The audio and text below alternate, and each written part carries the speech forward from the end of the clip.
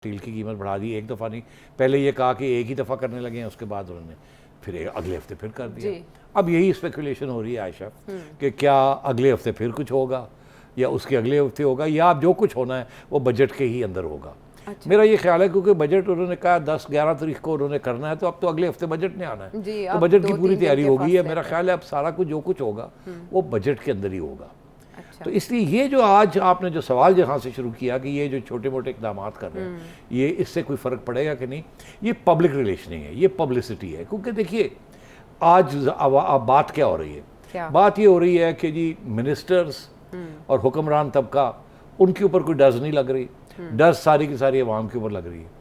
ये पेट्रोल जो है ये ज़रा अवाम को ही इसका असर पड़ा रहा है, इसके साथ और महंगाई होगी वो अवाम ही देगी ना जी। अमीरों को तो जैसे भी आपने कहा कि अमीरों को उतना फ़र्क नहीं पड़ता, अवाम के लिए बहुत फ़र्क पड़ता है इस चीज़ का। तो अब ये जो है ना जी ये दिखाने के लिए एक दिखावा है कि जी हमने सिविल सर्वेंट्स को उनके जो पेट्रोल अलाउंस है 40% वो 500 मिलता था लीटर महीने का, वो हमने उसको 300 लीटर कर दिया और आप पेट्रोल खर्च ना इतना करें।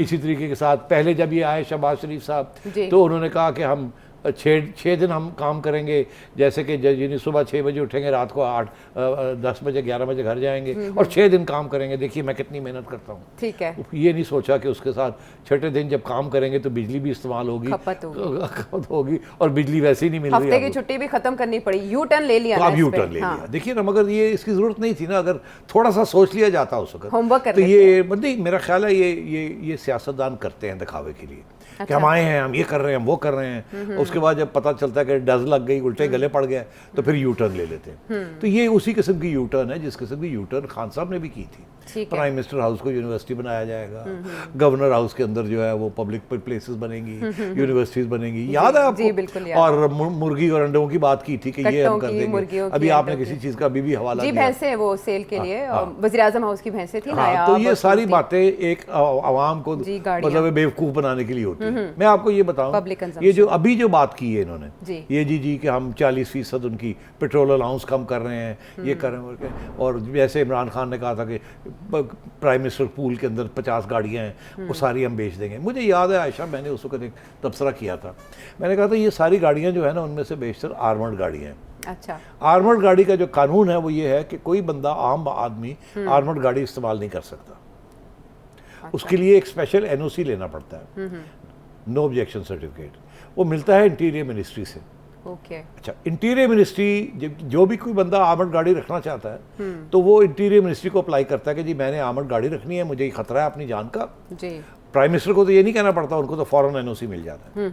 मगर अगर तुम लेना चाहो या मैं लेना चाहूँ तो हमें अप्लाई करना पड़ता है। अब जब ये गाड़ियाँ ऑक्शन पे आई तो वहाँ किसी ने ये नहीं पूछा, जो लोगों ने ख़रीदना चाहा कि जी इसके लिए आर्मर्ड NOC भी चाहिए होगा, तो उन्होंने कहा जी भेज दो, ये आ गए ऑक्शन मार्केट में। मुझे याद है कि मैंने उस वक्त जो इंटीरियर सेक्रेटरी थे उनको फ़ोन किया जी। मैंने कहा आपको पता है एक बात का कि आपने ऑक्शन पे गाड़ियाँ लगा दी हैं, मगर ये तो NOC के बगैर ये कोई ख़रीद भी नहीं सकता। आप यकीन करें उनको इस बात का पता नहीं था। तो उन्होंने कहा अच्छा ये क्या मतलब? मैंने कहा ऐसे है कि ये कानून है आप लोगों का ही, इंटीरियर मिनिस्ट्री का, जिसकी पीछे उसके पीछे ISI है। ISI नहीं हर एक बंदे को NOC नहीं दिलवाती, वो उनके लिए इशू बन जाता है, कल को ये क्रिमिनल एक्टिविटी इसको इस्तेमाल कर लिया जाए। फिर क्या हुआ, कोई NOC नहीं मिला कहीं से और फिर से ये सारी गाड़ियाँ फारग होगी और वहीं की वहीं वापस चली गई। अच्छा। तो ये तो इस किस्म की ये होता है, सोचे समझे बगैर ये काम कर देते हैं, कोई पूछ नहीं करते। इनका ख्याल होता है कि हम ड्रामा कर रहे हैं, क्या फ़र्क पड़ता है, लोग रिटर्न कर देंगे। तो ये भी उसी किस्म की चीज़ है। लेकिन आवाम की जो लाइल्मी है उससे सियासतदान फ़ायदा उठाते हैं ना, उससे खेलते हैं। तो मतलब ये एक दिखावे के लिए किया जाता है। ये जो सारे इकदाम किए हैं उन्होंने, इससे कोई ख़ास फ़र्क नहीं पड़ेगा और ये इनमें से आधे जो हैं वो इम्प्लीमेंट भी नहीं होंगे। ये जो 440 लीटर 400 लीटर 500 लीटर से 300 लीटर कर दिया, ये कर दिया, उनको ब्यूरोक्रेट्स के पास और बहुत से रास्ते हैं अपना पेट्रोल अलाउंस बढ़ाने के लिए या ऑफिशियल कार इस्तेमाल करने के लिए। मैं आपको बताऊं, ये पिछली हुकूमत में नवाज शरीफ साहब के ज़माने में एक और कानून बना था कि अब सिविल सर्वेंट्स जो हैं उनको ऑफिशियल गाड़ियाँ नहीं मिलेंगी, एक अलाउंस मिल जाएगा कि आप अपनी गाड़ी खरीद लें या अपनी गाड़ी लीज कर लें। तो और उसमें आपकी तनख्वाह जो थी ₹1,00,000 1.5 लाख पर मंथ बढ़ा दी। जी। और कहा जी अब ऑफिशियल गाड़ी नहीं होगी। क्यों? ऑफिशियल गाड़ी की बड़ी मिसयूज़ होती थी, फैमिली के लिए भी इस्तेमाल होती थी और उसके खर्चे वर्चे भी जो सारे गवर्नमेंट के खाते में पड़ जाते थे।